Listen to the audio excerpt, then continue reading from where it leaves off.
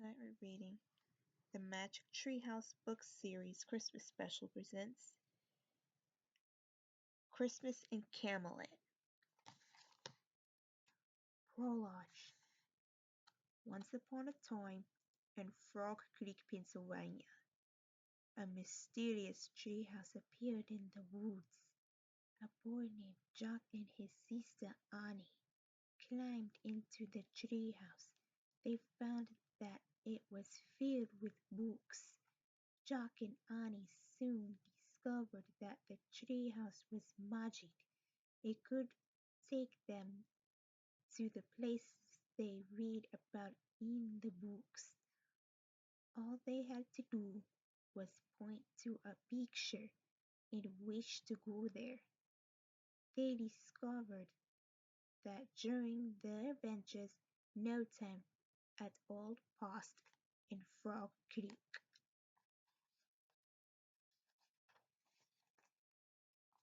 Jack and Annie eventually learned that the treehouse belonged to Morgan Le Fay, an enchantress from Camelot. The long ago kingdom of King Arthur. On one of the journeys, Jack and Annie visited Morgan's library in Camelot and brought hope and courage to King Arthur. Now it is winter. Jack and Annie have not seen Morgan or the magic treehouse for many months. Chapter 1. A Royal Invitation. Sunlight had faded from the late afternoon sky. Puffy snow clouds were moving in. "Let's hurry, I'm cold," said Jock. He and Annie were walking home from school. Their Christmas vacation was just beginning. "Go, go!" "Wait," said Annie. "Look!" She pointed to a white bird sitting on a bare tree branch at the edge of the woods. The bird was staring straight at them.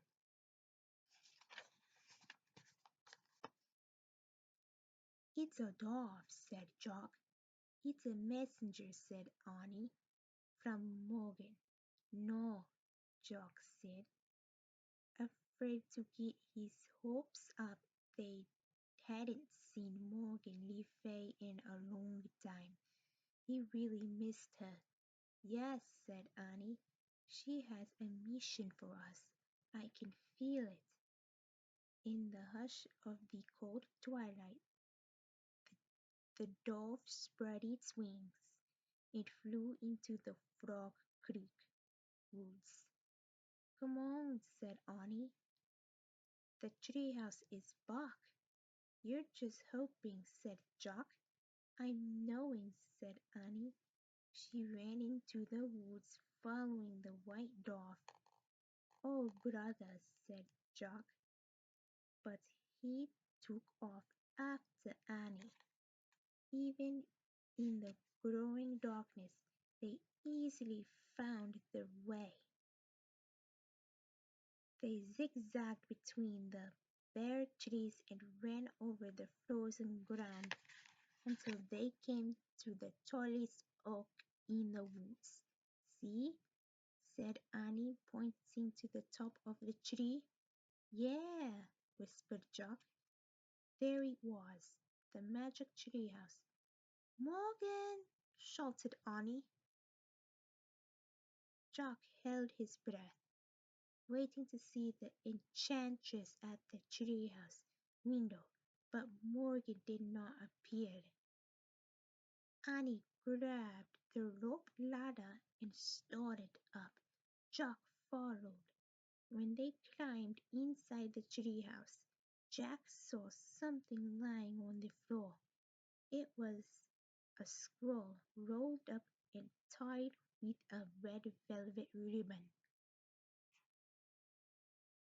Jack picked up the scroll and unrolled it. The thick yellowed paper shimmered with large gold writing. Wow, Morgan sent us a really fancy note, said Annie. It's an invitation, said Jock. Listen, dear Jock and Annie, please accept this royal invitation to spend Christmas in the kingdom of Camelot. Christmas in Camelot, said Annie. I don't believe it. Cool, whispered Jock. He pictured a beautiful, glowing castle lit with candles and filled with knights and ladies feasting and singing. We're going to celebrate Christmas with Morgan and King Arthur, said Annie and Queen Guinevere.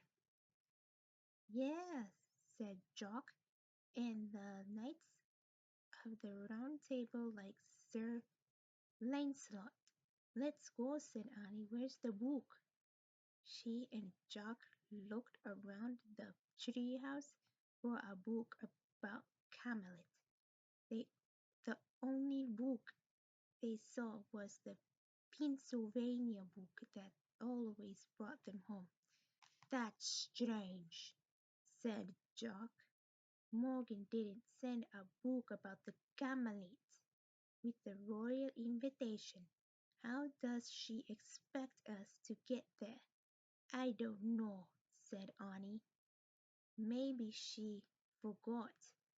Jock picked up the invitation. He read it again.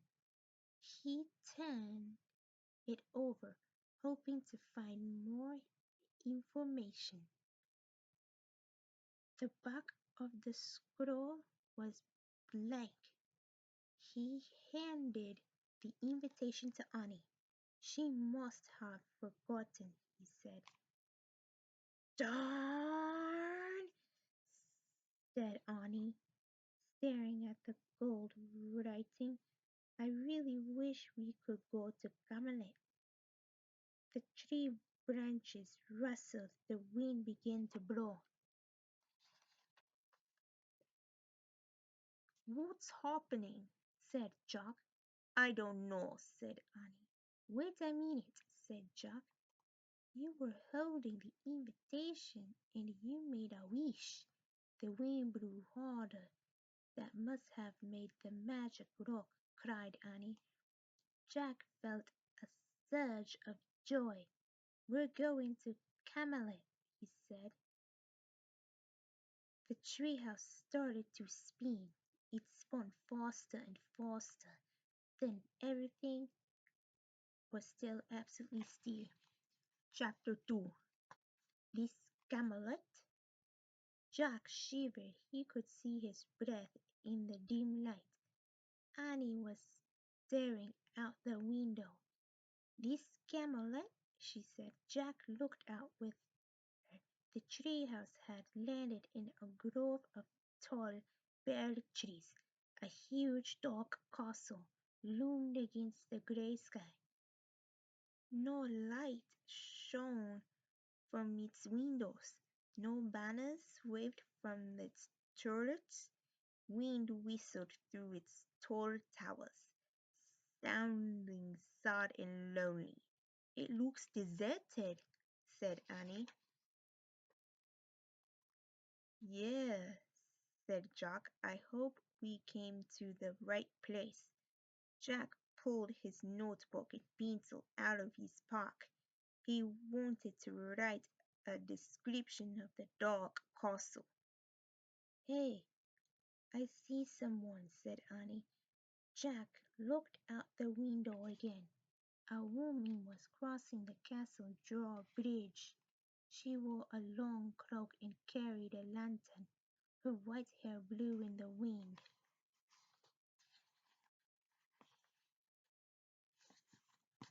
Morgan, said Annie and Jock together. They laughed with relief. Morgan hurried over the frost-covered ground toward the grove of trees. Annie? Jock? Is that you? She called. Of course. Who do you think shouted? Annie, she started down from the treehouse. Jack threw his notebook into his backpack. He followed Annie down the rope ladder. When they reached the icy ground, they ran to Morgan and both threw their arms around her. I was looking out a window in the castle and saw a bright flash in the orchard, said Morgan. What are you doing here? You didn't send the treehouse for us, asked Jock, with a royal invitation to spend Christmas in Camelot, asked Annie. No, said Morgan. She sounded alarmed. But the invitation was signed with an M, said Jock. I don't understand, said Morgan. We are not celebrating Christmas in Camelot this year. You aren't? Said Jock. Why not? Said Annie. A look of sadness crossed Morgan's face. Do you remember when you visited my library and gave King Arthur the hope and courage to challenge his enemy? She asked. Sure, said Jock. Well, Arthur's enemy was a man named Mordred, said Morgan. After you left, Arthur defeated him, but not before Mordred's dark wizard cast a spell over the whole kingdom. The spell robbed Camelot of all its joy. What all its joy? Whispered Annie. Yes, said Morgan. For months Camelot has been without music, without celebration, and without laughter. Oh no, said Annie. What can we do to help? Said Jack. Morgan smiled sadly. This time I don't think you can do anything, she said. But perhaps it will lift Arthur's spirits to see you both come again. Come, let us go inside the castle. Morgan held up her lantern and started toward the drawbridge. Jack and Annie hurried after her. As they walked through the outer courtyard, the frozen grass cracked under their sneakers. They followed Morgan over the bridge and through a tall gate. There were no signs of life in the castle's inner courtyard. Where is everyone? Annie whispered to Jack. I don't know, he whispered back. Jack really wished they had a book about Camelot. It might help them understand what was going on. Morgan led them to a huge archway with two wooden doors. She stopped and looked at them. I am afraid no book would help you tonight, Jack, she said. Jack was startled that Morgan had read his thoughts. Why not? Asked Annie. On all your other journeys, you visit real places and times in history, said Morgan. Camelot is different. How? Said Jack. The story of Camelot is a legend, said Morgan. A legend is a story that begins in truth, but then imagination takes over. Different people in different times tell the story. They use their imaginations to add new parts. That is how a legend is kept alive. Tonight we'll add our parts, said Annie. Yes, said Morgan, and please, I beg you, in the lantern light. She looked very serious. Do not let the story of Camelot end forever. Keep our kingdom alive. Of course we will, said Annie. Good, said Morgan. Come, then let us go into the great hall and see the king.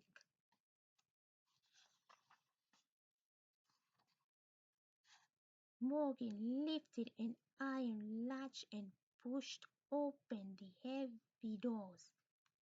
Jack and Annie followed her into the dark castle. To be continued to chapter 3.